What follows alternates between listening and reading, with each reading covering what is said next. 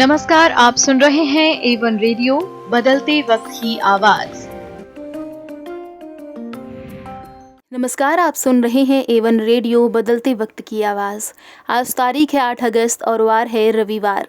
चलिए खबरों की शुरुआत करते हैं इस वक्त की सुर्खियों के साथ। IGI एयरपोर्ट को बम से उड़ाने की धमकी, अलकायदा से आया ईमेल।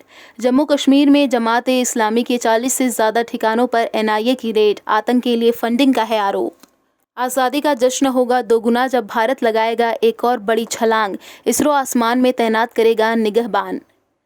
कोविशील्ड और कोवैक्सीन की मिक्स डोज सुरक्षित और असरदार है, ICMR की स्टडी में सामने आया रिजल्ट। यूपी इलेक्शन में बीजेपी ने गठबंधन नहीं किया तो अकेले लड़ेंगे यूपी चुनाव, JDU अध्यक्ष ललन सिंह। और अब खबरें विस्तार से।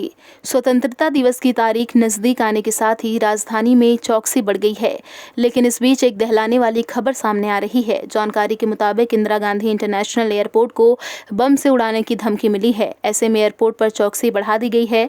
एक अधिकारी ने बताया कि IGI एयरपोर्ट पर अल-कायदा सरगना की ओर से बम विस्फोट की धमकी भरा ईमेल आया है। एयरपोर्ट ऑपरेशन कंट्रोल सेंटर ने शनिवार को इसकी जानकारी दी। ईमेल में लिखा था कि करणबीर सूरी उर्फ मोहम्मद जलाल और उसकी पत्नी शैली शारा उर्फ हसीना रविवार को सिंगापुर से भारत आ रहे हैं। वे 1-2 दिनों में एयरपोर्ट पर बम लगाने की तैयारी में हैं। राष्ट्रीय जांच एजेंसी ने रविवार को जम्मू कश्मीर के कई अलग अलग स्थानों पर छापेमारी की। यह रेड अनंतनाग जिले के आतंकी फंडिंग मामले में की गई। बताया जा रहा है कि जमात-ए इस्लामी के 40 से ज़्यादा ठिकानों पर NIA के साथ एक रेड डाली। इससे पहले 10 जुलाई को NIA ने टेरर फंडिंग मामले में जम्मू कश्मीर से 6 लोगों को गिरफ्तार किया था। NIA की टीम डोडा, किश्तवाड़, रामबन, अनंतनाग, बडगाम, राजौरी और शोपिया सहित कई जगहों पर छापा मारा। जमात-ए इस्लामी के सदस्य गुल मोहम्मद द्वार के आवास पर भी छापेमारी की गई। स्वतंत्रता दिवस का जश्न इस बार दोगुना होने वाला है, क्योंकि भारत आसमान में एक और छलांग लगाने को तैयार है। आज़ादी के जश्न की तैयारियों के बीच 12 अगस्त को इसरो अंतरिक्ष में भारत का निगहबान तैनात करने वाला है। दरअसल भारतीय अंतरिक्ष अनुसंधान संगठन के श्रीहरिकोटा स्थित सतीश धवन अंतरिक्ष केंद्र से अगले सप्ताह GSLV F-10 के जरिए धरती पर निगरानी रखने वाले उपग्रह EOS-03 का प्रक्षेपण किया जाएगा। इसके प्रक्षेपण से भारत को काफ़ी फायदा मिलने वाला है।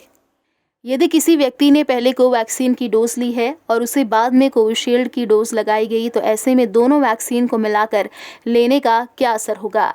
क्या दोनों वैक्सीन को मिलाकर लेना सुरक्षित है? ऐसे में कई सवाल हैं, जिनका Indian council of medical research की एक स्टडी में जवाब दिया गया है।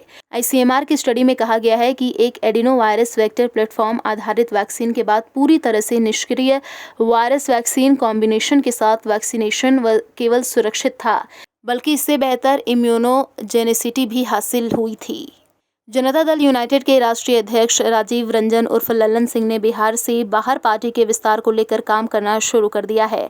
ललन सिंह ने कहा है कि आगामी उत्तर प्रदेश विधानसभा चुनाव में जनता दल यूनाइटेड चाहती है कि बीजेपी के साथ वह गठबंधन में चुनाव लड़े, मगर अगर ऐसा नहीं हो पाता है तो उनकी पार्टी अकेले ही चुनाव लड़ेगी। जनता दल यूनाइटेड के राष्ट्रीय अध्यक्ष ललन सिंह ने कहा कि हम लोग NDA में हैं और हम NDA नेतृत्व से जानना चाहेंगे कि वह उत्तर प्रदेश चुनाव में हमें गठबंधन का साथी बनाना चाहता है या नहीं। अगर NDA नेतृत्व ऐसा नहीं चाहता तो फिर जनता दल यूनाइटेड अकेले ही उत्तर प्रदेश और अन्य राज्यों के विधानसभा चुनाव लड़ेगी।